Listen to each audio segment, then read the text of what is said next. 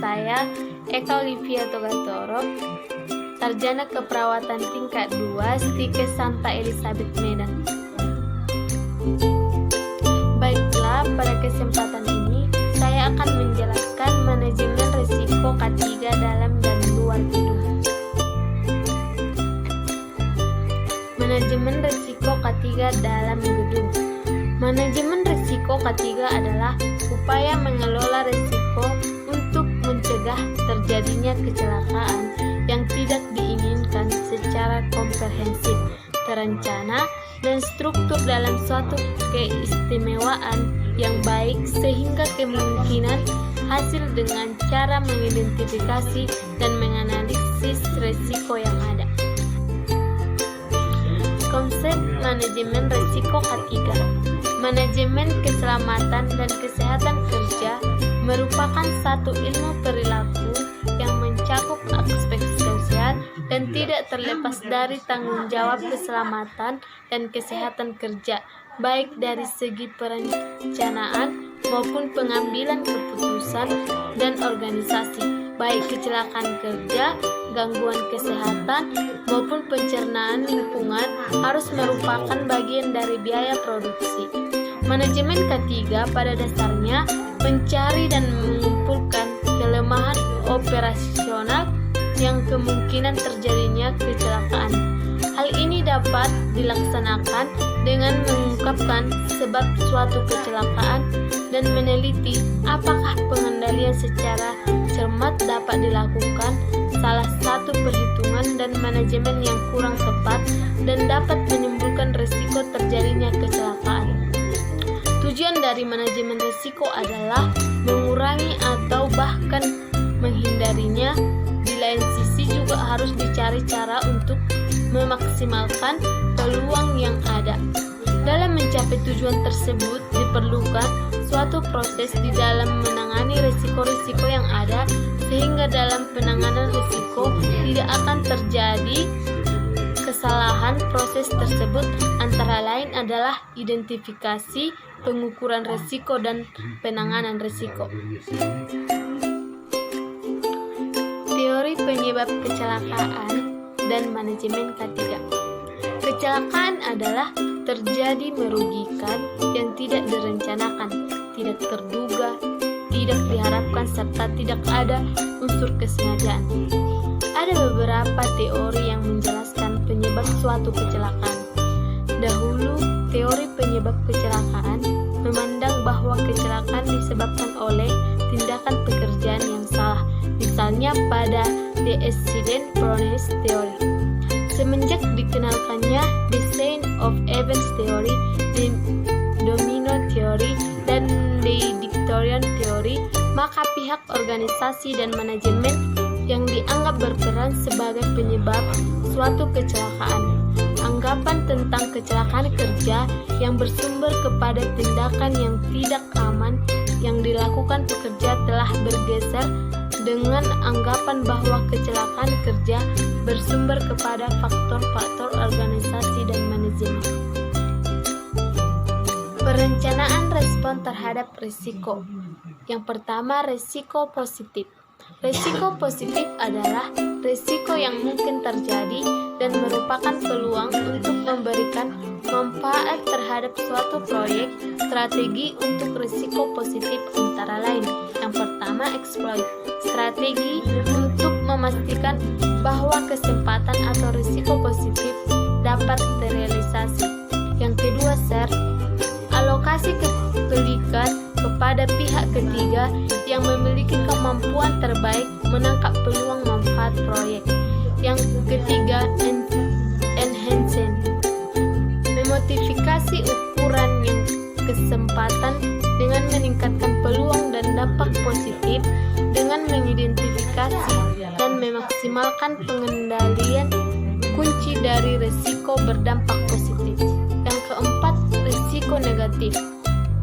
Risiko negatif adalah risiko yang mungkin terjadi dan jika terjadi dapat memberikan dampak buruk dan merugikan untuk suatu proyek. Strategi untuk risiko negatif antara lain: yang pertama itu avoid, upaya untuk mencegah risiko dengan cara menghentikan aktivitas atau kondisi yang dapat memberikan risiko.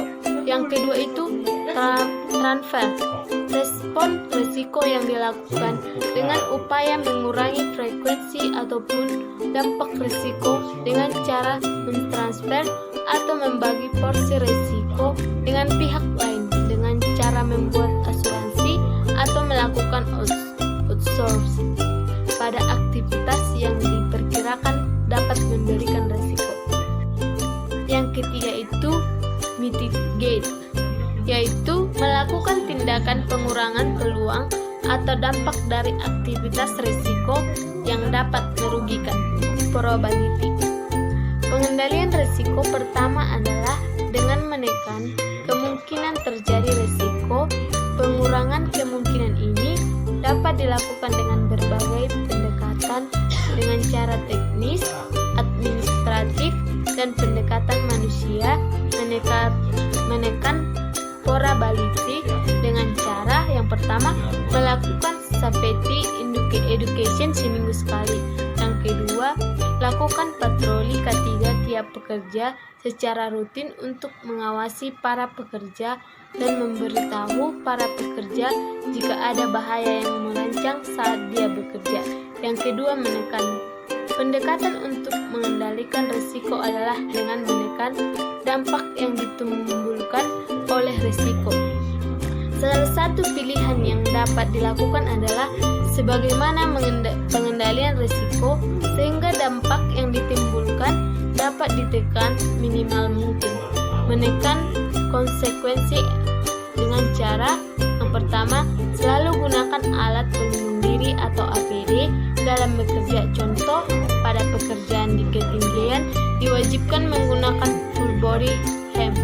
Yang kedua, buat inovasi alat dan metode kerja yang membuat pekerja merasa aman dan nyaman. Yang ketiga, memberi pelatihan kepada pekerja mengenal metode-metode penggunaan alat kerja dan metode-metode pelaksanaan pekerjaan. Yang C, menghindari resiko mengambil keputusan untuk menentukan kegiatan atau penggunaan proses, bahan, dan alat yang berbahaya. Hindari risiko dengan cara yang pertama itu menggantikan alat yang sudah tidak layak pakai untuk keselamatan pekerja. Yang keempat, pengalihan risiko. Pengendalian risiko yang terakhir yaitu pengalihan risiko ke pihak lain, sehingga beban risiko yang dapat ditanggung bisa menurun.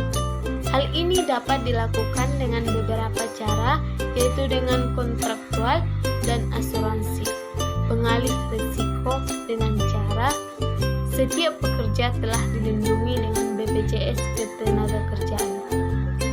Proses manajemen risiko kecelakaan kerja. Proses yang dilalui dalam manajemen risiko adalah yang pertama itu perencanaan manajemen risiko. Perencanaan meliputi langkah memutuskan bagaimana mendekati dan merancangkan aktivitas manajemen risiko untuk proyek. Yang kedua, identifikasi risiko. Tahapan selanjutnya dari proses identifikasi risiko adalah mengenal jenis-jenis risiko yang mungkin dan umumnya dihadapi oleh setiap pekerja. Yang ketiga, analisis risiko kualitatif. Analisis kualitatif dalam manajemen risiko adalah proses menilai atau assessment kemungkinan dan risiko yang sudah diidentifikasi. Proses ini dilakukan dengan menyusun risiko berdasarkan efeknya terhadap tujuan proyek. Manajemen risiko K3 di luar gedung. Yang pertama, kecelakaan kerja. Kecelakaan kerja suatu kejadian yang tidak diduga dan dikehendaki yang mengacukan proses yang telah diatur dari suatu aktivitas dan dapat menimbulkan kerugian bagi korban manusia dan atau harta benda. Yang kedua, macam-macam kecelakaan kerja ada dua, yaitu berdasarkan selang waktu akibat. Yang kedua, berdasarkan korban. Yang pertama tadi berdasarkan selang waktu akibat. Ada beberapa bagian. Yang pertama, kecelakaan langsung, kecelakaan yang terjadi berakibat langsung atau atau terdeteksi. Contohnya, korban manusia, mesin yang rusak atau kegagalan produksi. Yang kedua itu kecelakaan tidak langsung. Kecelakaan yang terdeteksi setelah selang waktu dari kejadian, contohnya mesin cepat rusak, lingkungannya tercemar. Yang kedua itu berdasarkan korban ada dua bagian, yaitu kecelakaan dengan korban manusia, yang kedua kecelakaan tanpa korban manusia. Dampak kecelakaan kerja.